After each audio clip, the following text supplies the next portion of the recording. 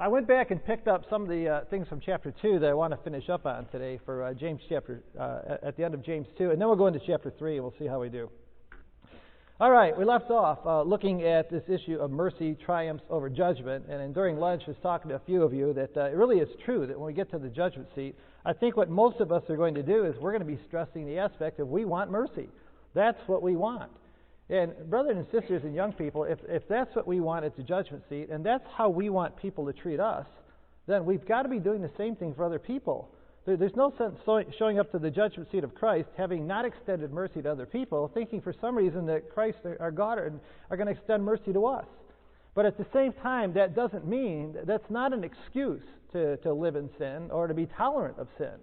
And at the same time, this doesn't mean, I think what a lot of times what happens in family life or ecclesial life is we're afraid that if we extend mercy on an issue, that somehow weakens our own personal position or something like that. And that isn't the way it really works. We know that from raising our children, that we extend mercy to our children all the time. And that doesn't mean that we somehow agree with some of the things that they've done. It doesn't somehow mean that we weaken our own personal standards. We simply find it within us to forgive them for the mistakes that they've made because we love them, we care about them, and we want them to be in God's kingdom. And all we got to do is learn to extend that same concept to other people. But it doesn't mean that we excuse people's sin. It doesn't mean we're tolerant of it. It simply means that we recognize the fact that we all make many mistakes, as James chapter 3 starts out with. And so therefore, we learn to be a little more tolerant of the mistakes of other people. I found this when I was out there looking for pictures on the internet at one point, and found that that's pretty true to life. When you look at this issue of the perspective of forgiveness, we tend to think of forgiveness from the perspective of us and God, recognizing that it's God's prerogative to forgive us. Christ has the power to forgive our sins. And then what we tend to do then is take that issue, that kind of a relationship, and we play that out with each other. And we tend to think that, well, when we forgive each other, or when other people forgive us, it's the same kind of thing. And it really isn't when it comes down to one another. You know, if we have problems amongst each other, if Sue and I have issues between us in our marriage, and I've made a mistake and I ask for her forgiveness, it's really not the same as going to God and asking for forgiveness. And what happens over time in a family situation or in marriages or ecclesial life is that somebody thinks they have the power over somebody else as to whether they're going to forgive them. And really what it is with ourselves, and we're dealing with each other in family life and ecclesial life, forgiveness really isn't something that we do for other people. We do it for ourselves because we are the ones that have the problem. We have got to get over the hurdle. And we've got to get well and move on. And when we refuse to extend forgiveness to other people, then what we do is we live with this bitterness in our soul, and it affects the way we treat people. And it's a problem that we have ourselves, not a problem that the other person necessarily has. When you get into James chapter 2, then this last section about Rahab and so on, we looked at the first section there about getting into, and really what James did in James 2 is he looked at personal favoritism, this issue of if you want to measure how you're really doing as a doer of the word, don't just look at all the things that you know that you do well and you already do, and the things that you've picked as your fave five, and you make sure that you do those. Look at some of the other ones that are a little bit tougher to do, like favoritism. How are you doing on showing no favoritism to groups of people? Do we really treat everybody the same? That's an issue that probably all of us can work on.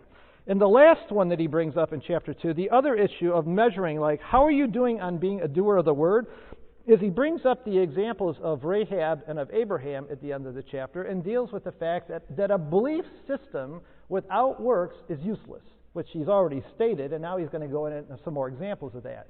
So the doers of the word, the people who really claim to be doers of the word, if we think we are a doer of the word, then we should have a belief system that shows an act of faith, and that's what he's going to go into.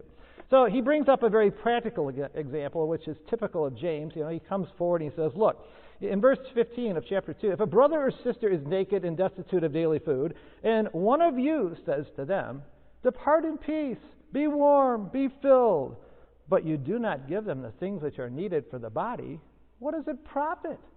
I mean, what's the point of saying to somebody who's in need of food, or they need a place to stay, and we go to them and say, oh, good to see you, brother or sister, I hope everything goes well with you, and we wish them well and bless them, and we send them on their way, but we don't do anything to help.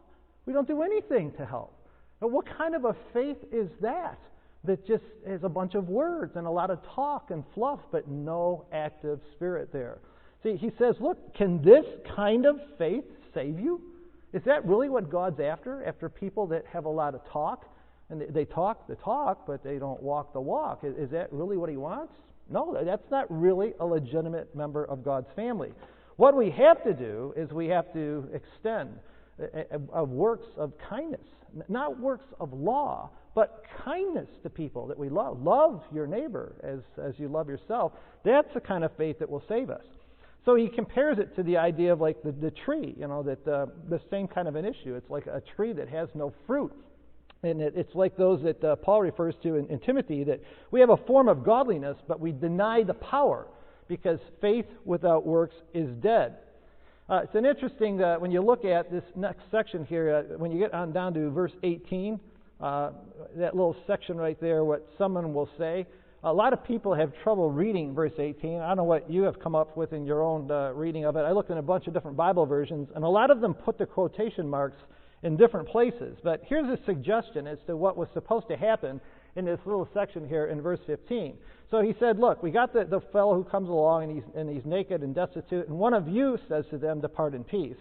What does that profit? In verse 17, thus also faith by itself, if it does not have works, is dead. So that's pretty clear. And then in verse 18, but someone will say, well, who's that? Who's the someone, and what's he talking about right there? And the suggestion is that what he's doing is he's going back to verse 16, where one of you will say to them, depart in peace. And that what James does says, well, now in contrast to that, in verse 18, but, you see, he starts out, but, and he's going back to this same issue, somebody like James, somebody who has an active faith, may well say, you have faith and I have works, and show me your faith without the works, and I will show you my faith by the works. And the trick to the passage is to realize that most of our Bible versions that stick in the quotation marks, most of them end the quotes earlier in the verse, and they probably should have gone all the way through to the end. So that's the claim that James is making. It's a contrast between somebody who says that they have faith, and you have faith and I have works. James is going to say, well, look, you show me your faith without the works, and I'll show you my faith by my works. And then he goes in to look at Abraham and Rahab as the two examples of Bible characters that did that exact thing. They backed up their faith with their works. Not that they were depending on works of law to save them, but James's point is that if we say we have a belief system, if we really believe we're children of God, and we believe all those items in our statement of faith, and we're baptized into the name of Christ, and we really want to die with Christ and then come out of the water and walk with Him in a new way of life, that way of life involves a changed way of life. You don't still do the same things we did before, and it's going to change the way that we live. And it's not just a list of doctrines to be believed, but it's a way of life to live. And so he's going to say, well, you should be able to show that by the works that you do. Not some kind of works of law, not animal sacrifices that we go through some kind of ritualistic thing like that. And it's not even taking the bread and wine on Sunday morning. You see, that's not what James is talking about. He's talking about works of faith. Things that we have to do where we extend ourselves on behalf of other people, where we take a risk, where we believe that God is going to do something in our life that we don't even believe is possible. It's like beyond human ability to do, and we jump in, we take that deep breath, and we believe God's going to do it in our life, or we live through something where God's brought an event into our life, and we can't believe we're going to get through this, and we do. We get through it by faith, believing that God will accomplish something for us that we couldn't do ourselves. See, that's different than doing works of law. Works of law are just a checklist. It says you do this, you do this, you do it. You can almost go through them without thinking. But works of faith, you have to make a decision about this. When he uses Abraham and then Rahab, these were two people that had to make decisions about life-changing events, about what was going to happen in their family, and take the risk of hiding those spies on the roof like that and letting them go. This was extremely risky and involved a trust in God that He would take care of her. That's what he refers to as the acts of faith. These are the kind of works that will save you, not works of law. So when people get into this argument about the debate of whether James is on one side, Paul's on the other, and whether James is supporting the idea that being a doer of the word is like doing the same kind of law that the Apostle Paul was fighting on the other side, he's not really talking about that same kind of thing. The emphasis that James has is on works of faith, not works of law. Because like Paul said, by works of the law will no flesh be justified. And that's not what James is supporting. He's looking for things where we reach outside of our comfort zone and we do stuff for God and for our ecclesia and for our family that we really wouldn't want to do. It's not a work of law. It's a work of faith where we have to put something on the line. That's what Abraham did. That's what Rahab did. This is what Bible characters do. And that's what Christ did for us, isn't it? When he really went through the cross in the end, and he did what he did, and he prayed in the garden, and he said, not my will, but yours be done. He wondered how he'd ever get through it. How's he ever going to get through the next 24 hours? And he went along with what God suggested, believing that God would somehow get him through when he probably thought it was impossible. But he did. He got through it by the help of his God. That's faith. See, Christ was saved by faith just like we are. There's nothing different about it. He had to go through the same kind of experiences in his life that we do today. He had to put the same thing on the line and believe that his Father was going to take care of him the same way James is challenging us, that we've got to be a doer of the word, doing the works of faith. So there's his point. He says, look, I'll show you my faith by my works. And it's not works of law. It's all these kinds of things where we get out involved in people's lives to help them. Not the kind of stuff that you find on a checklist in the works of law department that the Jews would have used that thought those were the kind of things that were going to justify them somehow. So those are all ways that we can help out in ecclesial life. Because as James says, and he contrasts right there, that look, if it was just a belief system, if that's really all that mattered, that you had to have the right church, then look at the demoniacs could give testimonies to the statement of faith. You could take somebody who's mentally not right.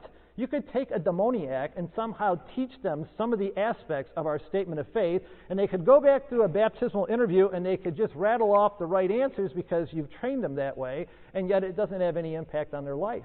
It's not going to necessarily change them to develop any of these works of faith. So he says, look, even the demons believe that there's one God. They've got that doctrine right. But that doesn't generate in them any works of faith. And what he's after is trying to impress them that you've got to get beyond that level. That's not good enough to be a legitimate member of the family of God. So he brings up two examples. He brings up Abraham, and then he brings up Rahab. Because as he left verse 20 there, but I want you to know, O foolish man, that faith without works is dead. It's dead. It's useless, as he had said earlier. So, what about Abraham, our father? Wasn't he justified by works in verse 21 when he offered Isaac his son on the altar? And in verse 22, do you not see that faith was working together with his works? And by works of faith, and by works, faith was made perfect. You see the point that Abraham, the father of the Jews in this sense, that God used Abraham and revealed those events in Abraham's life, so that everybody that read their Bibles from Abraham's life on down could realize what it meant to live by faith and then to really implement faith by being a doer of the word. And that's why those events are recorded. Abraham looked at the stars and he believed God, and it was accounted to him for righteousness back in Genesis 15. But then when it came time in Genesis 22 to actually live that out, and the test was, do you really believe that? And he had to actually show it forth in works of faith, you see, believing that God was going to literally raise Isaac from the dead, something that Abraham couldn't possibly have done. He believed that God would do it. That he walked back with Isaac, and he told the young man that we're going to go out and we're going to both come back. And he said, look, we'll be back. And he really did believe that Isaac, whatever he did to Isaac, that God was going to somehow put life back in that boy because God had made a promise that through Isaac your seed would be blessed. And so he believed, but that's what works of faith will do. It isn't just a belief system where we have the right church and we have the right set of beliefs. It's a system that will generate works of faith in each one of us and challenge us to go outside the box of our comfort zone of what we're like in family life and ecclesial life, where sometimes we have to do things that we really didn't want to do because we know it's the right thing to do to help somebody out. And so the scripture was fulfilled where it says that Abraham believed God and it was accounted to him for righteousness, and he was called the friend of God. And that's, you see that phrase pop up in verse 23 there, that Abraham was accounted righteous, and he's called the friend of God. Now, I looked all over the place for this in John Thomas's writings, and I couldn't find it, but a lot of people quote it, and you'll see it in John Carter's book. It's in John Carter's book on Romans, and where he got it from, I don't know. I checked out Libranex and couldn't find it there either, or Libronics. But John Thomas did say at one point that Abraham the sinner was justified by faith, and Abraham the saint was justified by works. And it's really not a bad way of looking at Abraham's life. While Abraham was the sinner, he was justified in Genesis 15 by faith when he believed, when he looked up at the stars, and he believed God.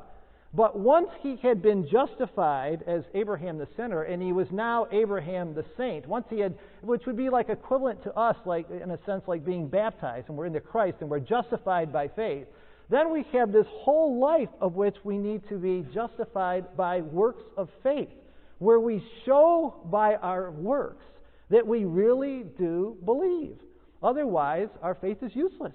Our faith is dead, as James would say. It has to be backed up. It's got to be backed up by the operation of God in our life to where it generates works of faith. Otherwise, we have a useless, dead faith. And it's an interesting way that Brother John Thomas put that, and where that came from, I'm not sure. Maybe somebody out here knows, and if you do, I'd be glad to hear later on. So Abraham got called the friend of God in verse 23. Now, that phrase, Abraham being the friend of God, you may find that it may be from 2 Chronicles 20 and verse 7, where he talks and says, "Are you not our God, who drove out the inhabitants of this land before your people Israel and gave it to the descendants of Abraham, your friend, forever?" Or it's probably more likely that he's looking back at Isaiah 41 and verse 8 when talking about Israel, "You, my servant Jacob, whom I've chosen, the descendants of Abraham, my friend." But either way, you can see that because of Abraham's relationship with God, believing that God would do in him what was impossible for Abraham to do, and totally trusting that God was going to work it out. If you're single-minded like that, like James is trying to get at, and you really believe that God is involved in your life, and you trust the events that he brings, even though it's going to cause family troubles sometimes, as it did with Isaac and with Ishmael and with Hagar, if we believe and we're single-minded on that, then Abraham becomes the friend of God, and we can be the friend of God too. Now, you're going to see that later on tonight when we get to James chapter 4, don't forget this issue of Abraham, the friend of God, because as you know, in James chapter 4, he then contrasts somebody who's a friend of God with those who behave like the world, and says, well, if you act like this, you're not a friend of God. You're a friend of the world. And friendship with the world is enmity with God, because it's totally on the other side of the scale. One person believes God, they're single-minded, and they trust what God's doing in their life. And the other person that thinks, I've got to do it, I've got to handle it my way because I'm not really sure God's in this or not, those are the people that end up with friendship with the world. And they're at enmity with God because of their behavior, as they'll deal with in James chapter 4. So you're going to see this one pop up again in James 4. And you can see the kind of relationship that Abraham had with God and with the angels, because as the three angels were coming down to destroy Sodom in Genesis 18, you can see that they talked to one another, and they said to each other in Genesis 18, "Shall we hide from Abraham what we're about to do?"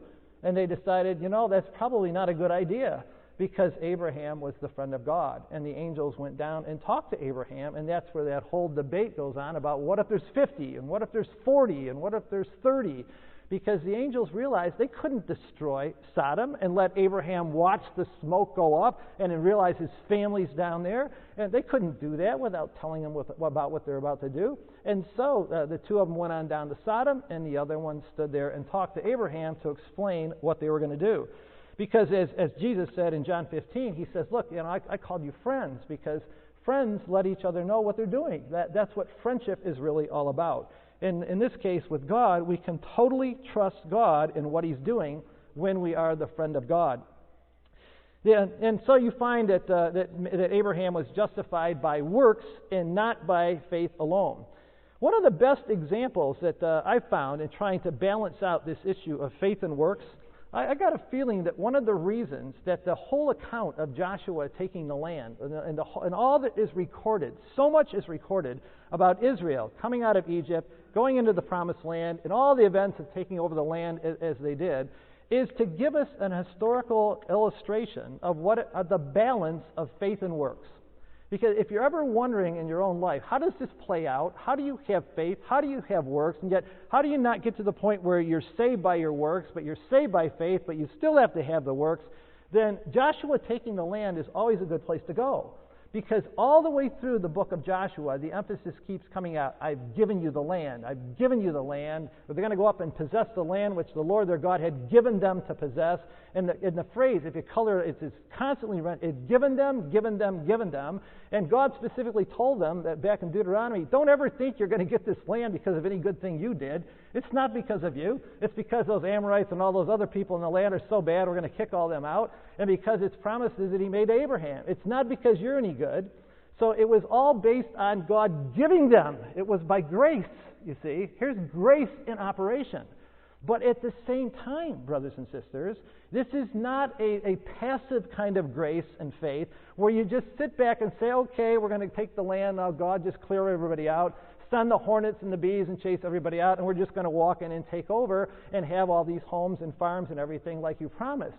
Oh no, you got to get your army together and you got to do your part, whether it's marching around Jericho and the walls falling down or going up to fight in Ai. And all the other battles that went on, it's a great example of the play out in action of grace and works operating together. Everything they did there was by faith. There was no way they should have taken that land, but they still had to go out and fight the battle. They had to believe that God was going to give them what they could have never done themselves.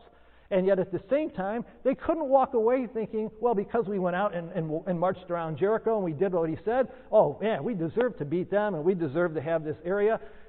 You would have never walked away feeling that because you realize you really didn't do enough to actually win that war. It was God's battle, God's war, but you still had to do your part. So that may be it's one of the better places to go to watch the play out in action of grace and faith operating together. And that might be another one you could throw in with Abraham and his life. And then, of course, at the same time, you've got, as Joshua was taking the land, you've got Rahab the harlot, justified by works. So here what James does is he takes the champion of the Jews with Abraham, and now he uses a Gentile harlot woman and says, look, don't you remember back there in Joshua 2? Don't you remember? This woman was justified by works. Of course she believed, she had faith, and so she made the deal with the Israelites because she fully believed that Yahweh their God had given them the land. But at the same time, when it came time for her to play her part, she couldn't just sit there passively and sit in her little house and wait for to be rescued. She had to put her life on the line. She had to do some things. And so there's a great example of how Rahab was justified by faith and by works operating together. Faith and works working together. They play out in your life. It's an active faith that we have, not a passive one. And so Rahab the harlot was also justified by works when she received the messengers and sent them out the other way. So there's another example, and James is trying to pick good ones for his Jewish audience, of very clear cases of people that operated on faith, but their faith was also working in parallel and simultaneously with their works. You couldn't stop the works because they believed, and so because they believed, they spoke, they did things in their lives, and this is the way we ought to be. And so the three examples that he picks up in James chapter 2, when you go back and look at it, and it's a great example of using your Old Testament Bibles. He picks up David, the great king of Israel, who couldn't be justified by law. When he mentioned the adultery and the murder case, of course their minds would have gone to David. He mentioned specifically Abraham, the father of the Jews, being justified by faith. And then he picks up Rahab, a Gentile harlot, sort of like on the other far extreme. But look at, this is a universal principle. This isn't just David. This isn't Abraham. This played out even in the life of a Gentile harlot who came to the truth. This is universal. Everybody has to be playing out in their lives, and by the way we live, and the things that we do in our homes, and our families, and our ecclesias, and our jobs, we have to be showing that we have justification by works, because our works, our way of life, must be in parallel with the belief system that we claim to believe. And if not, in the words of James, we've got a dead faith and it's useless. That's James. But see, James is he calls a spade a spade. And if this isn't changing our life, and if this isn't somehow generating in us something beyond what we would normally have been able to do, then our faith is useless and it's dead. And it doesn't mean it will be dead forever, but at least it lets us know where we're at. And so the body without the Spirit is dead, so faith without works is dead also. And that's maybe a very blunt way to put it, as James does, but he wants to get that message across that you have to have an active life in the truth. This is not a passive life where we join God's family and we just sit back and we watch everybody else work and we watch God and we're not involved. We're going to have to get involved too. So now in chapter 3, what James does is now he picks another example. So he tried to, like in chapter 2, he looked at two things where we can measure how are we doing on being a doer of the word? How are we doing on not showing partiality? How are we doing on having a faith that's paralleled with works, where we put our faith on the line and we really believe, and so we get up and we do things, and it sort of like fulfills the belief system that we confess at our baptism. How are we doing on those things? And if we think we're doing pretty good so far, well, now he goes on to the tongue. And here's one that everybody can relate to. The power to control our tongues. So, what James does is he starts out, first of all, with those who use their tongues the most.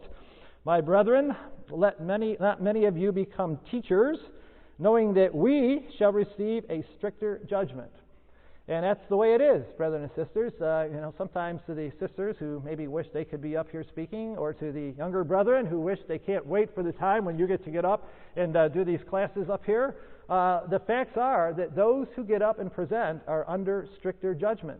We're accountable for the things that we say. We have to know the truth. We have to be living the truth. And because of the fact that we have an influence over people, we are held to a greater degree of accountability. And the teachers of all people, of all the things that I deliver to you today, I've got to go home and do them tomorrow too. It's not just you, it's all of us that are in this same boat. We've all got to be working on these same issues. And so we, the teachers, the brethren who exhort on Sunday mornings, who lead the Bible classes, who lead the readings in your homes and in the CYCs, when we do that and we explain that to other people, then God will hold us under stricter judgment because we know what we are supposed to do. We know. And it's not like we're not aware of it. We know what we're supposed to do. And as he says later on in chapter 4 at verse 17, that therefore to him who knows to do good and does not do it, to him it is sin. And so, the teachers, it doesn't mean we bow out of the job. It means we rise to the occasion. And it's another case of here's a measurement system of how are we doing on doing the truth. And his reason in verse 2 is because, look, we all make many mistakes. Everybody does. The New King James says, therefore, we all stumble in many things. I like the RSV there because it said, for we all make many mistakes, and you just can't miss it. And we do. Everybody makes a lot of mistakes. We all do that, including the teachers, everybody in ecclesial life and family life. And so every husband and wife looks at each other once in a while and realizes, look, I blew it. I made a mistake. And so we do. We confess that to each other. And when you admit we goofed, because why wouldn't we? We all make many mistakes. We have to realize that about ourselves, and that's why in the end mercy will triumph over judgment.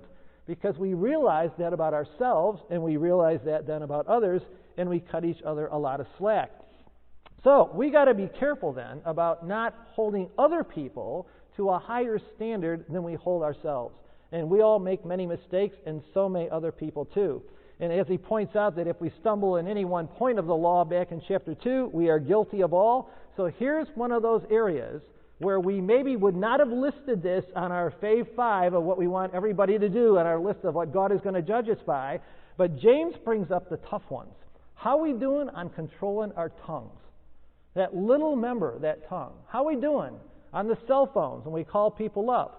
How are we doing when we extend our tongues to the internet and all those little things that we write in emails and we send to people? How are we doing on those little text messages that are so easy to send to somebody else? Those phone calls that we make, those little things that we say to each other when we pass on Sunday mornings in Bible classes. And when somebody irritates us and it's so easy to lash back at them and say something. How are you doing on controlling your tongues? You see, this is perfect James. He doesn't let anybody slide. And he just says, look, this is how you know whether the truth is making an impact in your life. You see, this isn't me looking at this saying to you, like, how are you doing? This is James saying to all of us, how are we doing? How am I doing? That's what he's after. He's having everybody examine themselves and find out how are we doing on these issues, how are we doing as far as living the truth and becoming a doer of the Word. Because doers of the Word are going to control their tongues. That's what they learn to do. Definitely all stumble in many things. And if we don't stumble in a word, he says in verse 2, you're a perfect man and also able to bridle the whole body. And if you can bridle the whole body, you should be able to bridle the tongue as well. So, what do?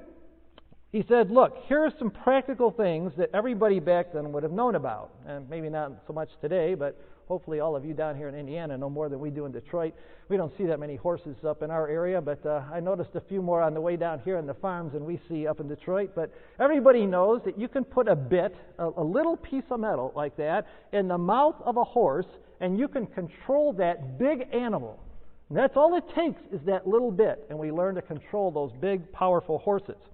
We can look at the ships and the rudders that are on a ship. I don't know where that ship came from. I found that one out on the internet, that picture right there. But that was the rudder they happened to have on the back of the ship. And you can see that rudder really is not very large. And yet that little rudder controls that whole big ship and the direction it's going to go.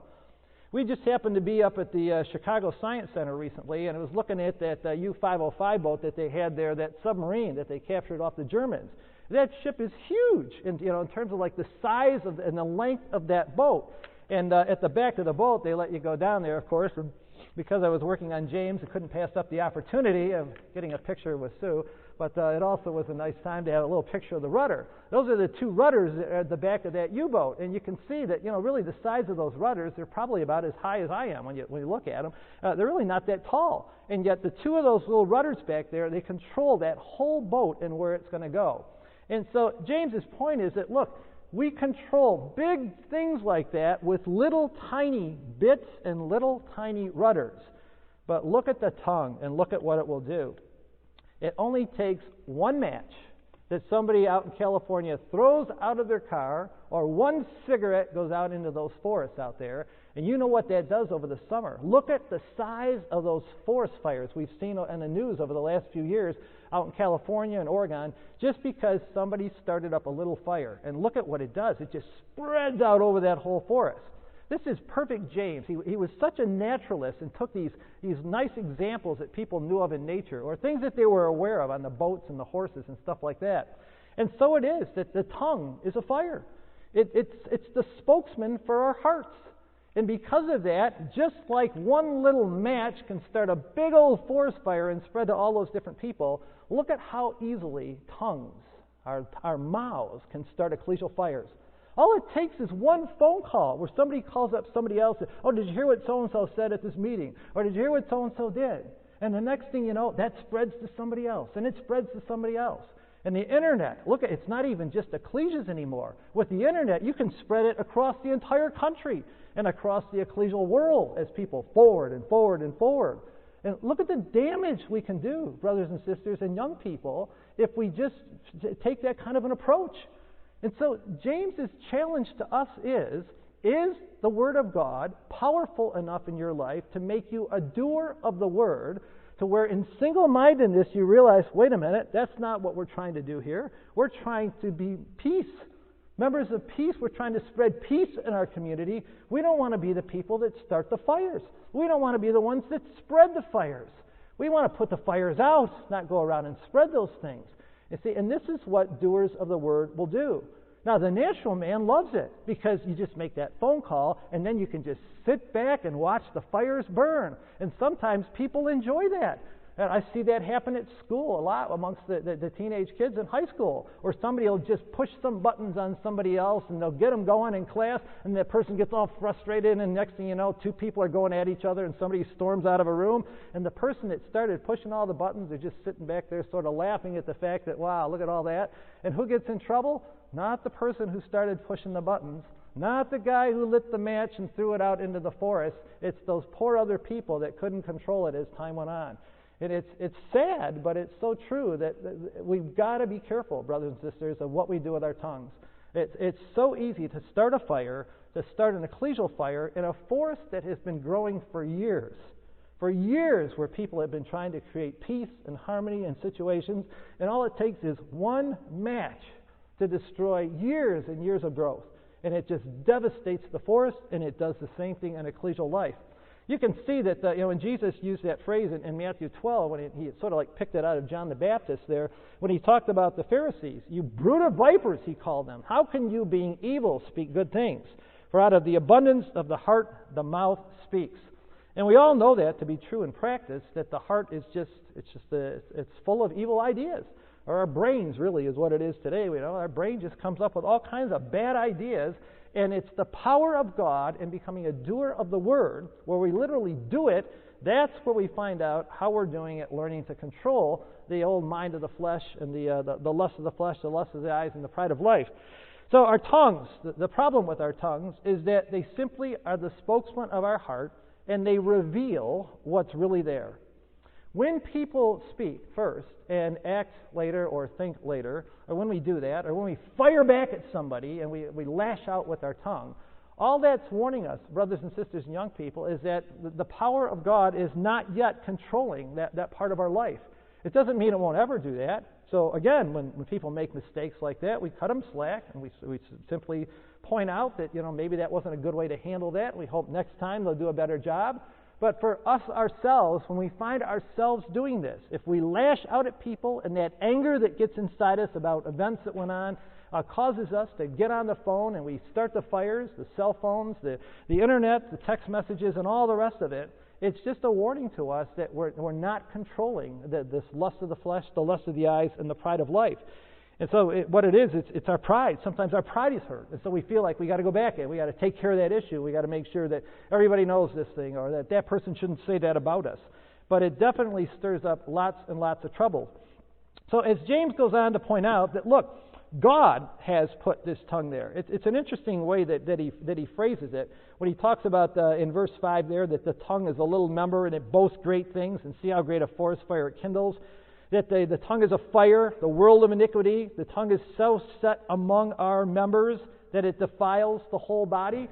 That's interesting that he would say that the tongue is so set among our members. So that when you look at somebody, generally we look at a face. That's what we're drawn to. We don't usually walk up to people, unless we're one of these little guys, and we look at the legs.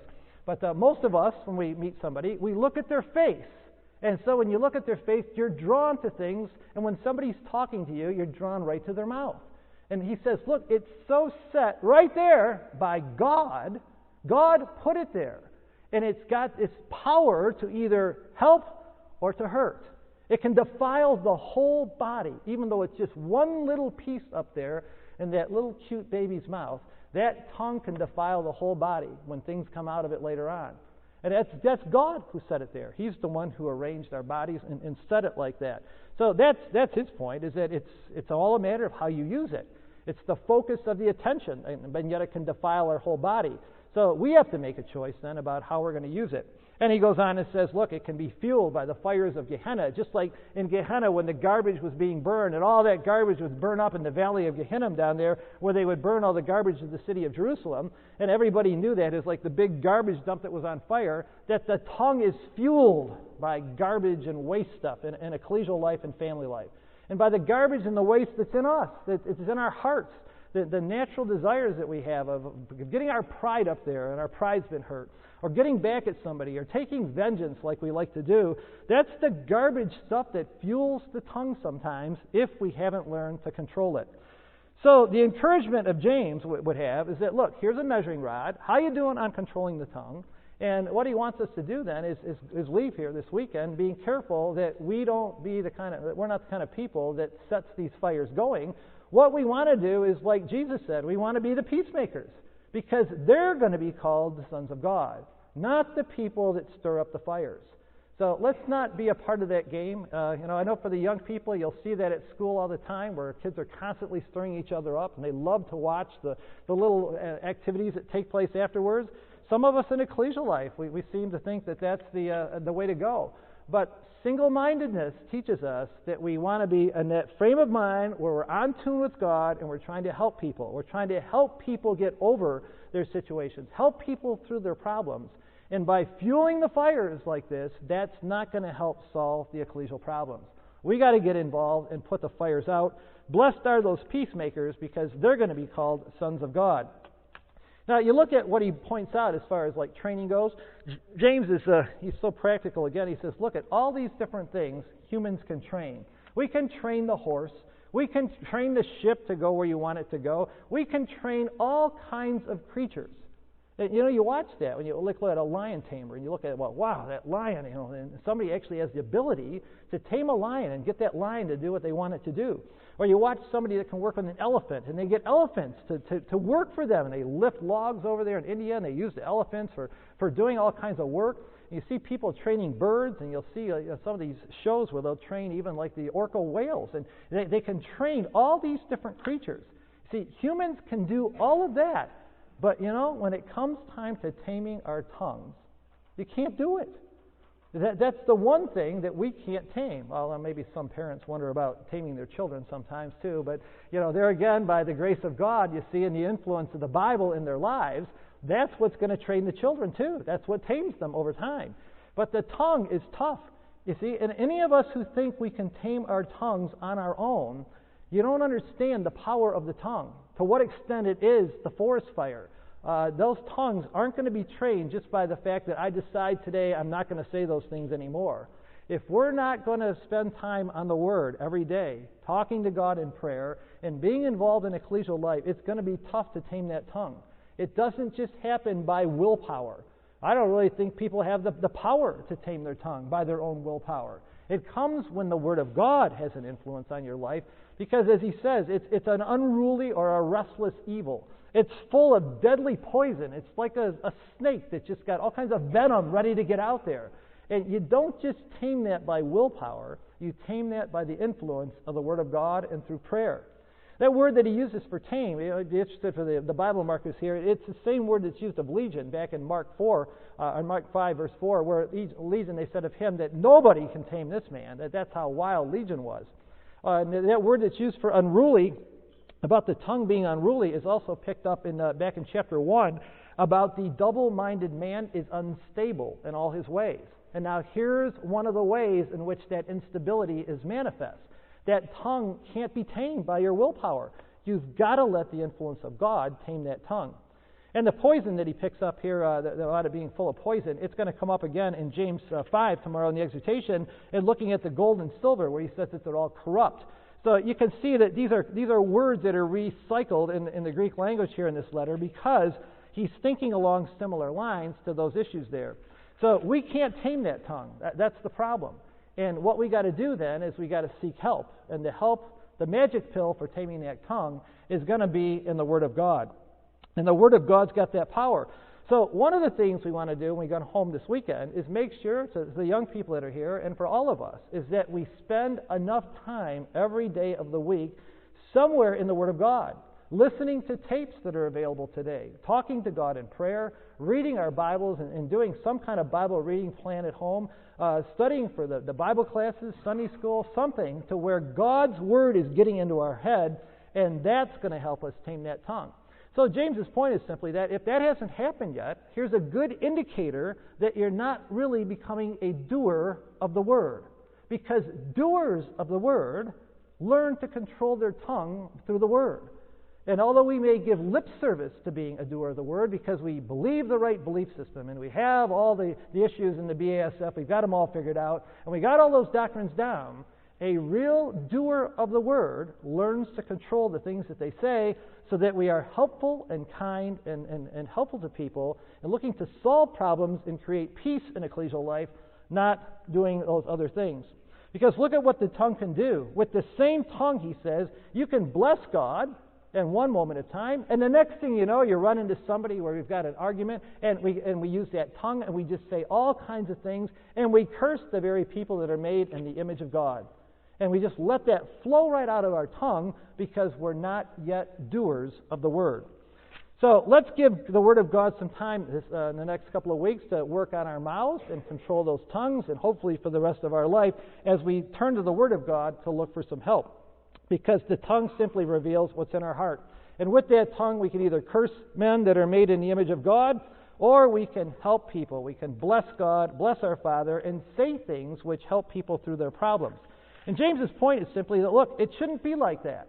If we think sitting here right now today that it's okay to have a tongue that does this, and we think, well, that's all right because God will just live with that because sometimes I use my tongue the right way and sometimes people offend me and I use it the wrong way. James doesn't cut us that kind of slack. He says that's not the way it should be. That's not the natural way it's supposed to work out there in nature, because what the tongue does is it reveals what's really in your mind. See, you can't play games with God. You can look in the mirror and go away and forget what was there, but God knows what was in the mirror. See, He knows what's there, and He doesn't forget. And our tongues, what they do when we say things to each other, where we fuel those fires and we cause all kinds of trouble in family life and ecclesial life, what that really tells God is that that's really what's in our hearts. And that's what we got to work on. That's what the Word will do. The Word will change that over time, but it doesn't happen at once. So he says, look, those things it's not supposed to be that way. And then he goes to some nice natural things like verse 11. When you go to a spring to get water, and you put your cup in the spring to get a drink of water, you get like fresh water at one point, and then at another time you get like salty water from the same opening.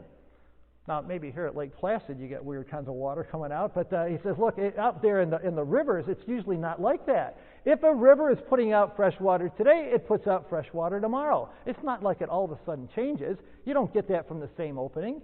And then he goes on to some natural things. Like when you look at the fig tree, he says, when you go to a fig tree, and you can tell by the leaves it's a fig tree, are you going to find on that fig tree that it's going to yield olives?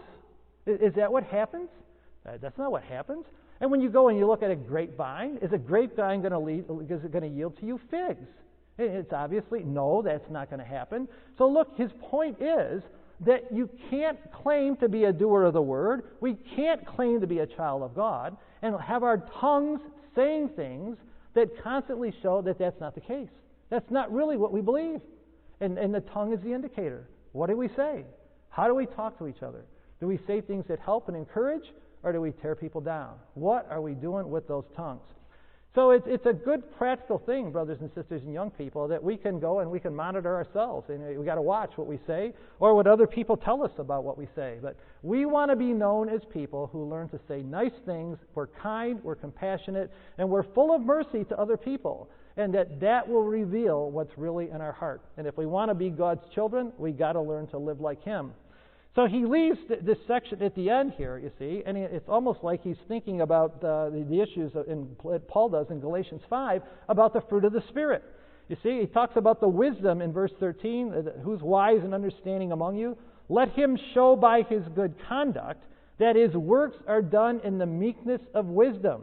See, that's what we want to get at. We got to start speaking these fruits of the Spirit.